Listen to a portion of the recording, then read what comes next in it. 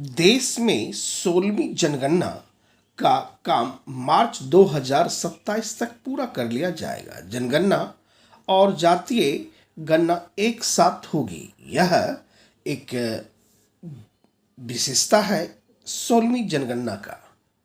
केंद्र सरकार ने 16वीं जनगणना की तिथियों का ऐलान बुधवार को कर दिया। फरवरी 2027 में जनगणना की जाएगी, जिसे 1 मार्च 2027 तक पूरा कर लिया जाएगा। वहीं पहाड़ी राज्यों के बर्फीले इलाकों में इसे अक्टूबर 2026 में पूरा कर लिया जाएगा। इस बार जनगणना के साथ जातीय जनगणना कराई जाएगी। गृह मंत्रालय ने बुधवार को एक बयान जारी कर यह घोषणा की। बयान में कहा गया कि जनगणना के लिए संदर्भ तिथि 1 मार्च 2027 होगी, यानी इस दिन जनगणना का कार्य पूरा हो जाएगा। देश की आबादी कितनी हो गई है, संभवतः यह भी 1 मार्च को पता चल जाएगा। बाकी आंकड़े चरणबद्ध तरीके से बाद में आएंगे। सरकार ने कहा कि इस बार भी जनगणना के कार्य 2 चरण में पूरा किया जाएगा। पहले चरण में उत्तराखंड, हिमाचल प्रदेश, कश्मीर और लद्दाख के ऊंचे बर्फीले इलाकों में जनगणना का काम होगा, क्योंकि फरवरी में वहां बर्फ जमी रहती है। इन इलाकों के लिए जनगणना की संदर्भ तिथि 1 अक्टूबर 2026 होगी। अधिकारियों ने बताया कि जनगणना का दूसरा और अंतिम चरण फरवरी 2027 में शुरू होगा और 1 मार्च 2027 को समाप्त होगा। दूसरी ओर तत्काल स्पष्ट नहीं किया गया है कि राष्ट्रीय जनसंख्या रजिस्टर NPR को अपडेट करने की प्रक्रिया जनगणना के साथ की जाएगी या नहीं। सरकार 2020 में जनगणना के साथ ही NPR की योजना बना रही थी, लेकिन कोविड-19 के कारण स्थगित कर दिया गया था। जनगणना अधिनियम 1948 की धारा 3 के प्रावधान के अनुसार संदर्भ तिथियों के साथ जनगणना कराने की अधिसूचना संभवतः 16 जून को आधिकारिक राजपत्र में प्रकाशित की जाएगी। जनगणना का कार्य जनगणना अधिनियम 1948 व जनगणना नियम 1990 के प्रावधान के तहत की जाती है। इस महान कार्य के लिए लगभग 30 लाख कर्मी लगेंगे, ऐसा अनुमान है। पहली बार डिजिटल तरीके से यह जनगणना होगा। जनगणना पूरी तरीके से डिजिटल तरीके से करने की तैयारी की जा रही है। इससे समय और श्रम शक्ति कम लगेगी, आंकड़े ज़्यादा सटीक होंगे और जल्द प्राप्त हो सकेंगे। यह पहली डिजिटल जनगणना होगी।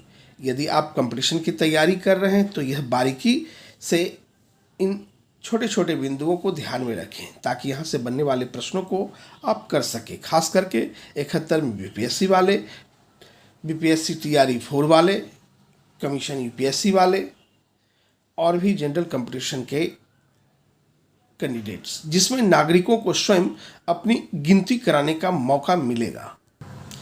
कोरोना के कारण रुकी जनगणना 2021 को भी 2 चरण में आयोजित करने का प्रस्ताव था। पहला चरण अप्रैल-सितंबर 2020 के दौरान और दूसरा चरण फरवरी 2021 में किया जाना था। हालांकि देश भर में कोरोना महामारी के प्रकोप के कारण स्थगित करना पड़ा था। कुछ खास बातों को देख लें। 2 चरणों में जनगणना के काम को पूरा किया जाएगा। 13,000 करोड़ रुपए से अधिक खर्च होने की संभावना है इस जनगणना पे।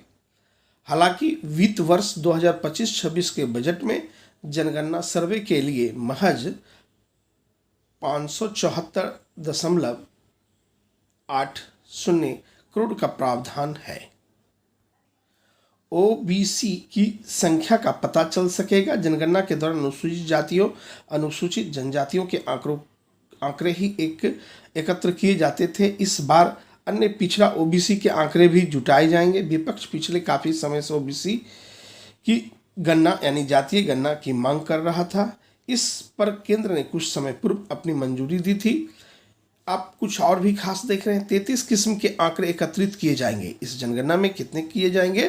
तो 33 किस्म के आंकड़े एकत्रित किए जाएंगे। जनगणना के दौरान सामाजिक और आर्थिक गतिविधियों से जुड़े करीब 33 किस्म के आंकड़े एकत्रित किए जाने की संभावना है। हालांकि सही स्थिति अधिसूचना जारी होने के बाद ही सामने आएगी। जनगणना 2011 भी 2 चरणों में की गई थी। उस समय भी जम्मू कश्मीर, उत्तराखंड व हिमाचल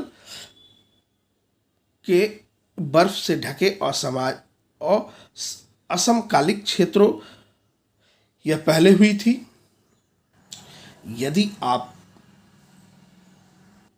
यदि आप देश में 16वीं जनगणना से संबंधित और भी तरह के ऑब्जेक्टिव प्रश्न को, परीक्षा से संबंधित प्रश्नों को जानना चाहते हैं तो हमारे चैनल पे ढेर सारे वीडियो को तैयार किया गया है, जिसे आप देखकर अपने प्रतियोगिता परीक्षा को विशेष रूप से बेहतर बना सकते हैं।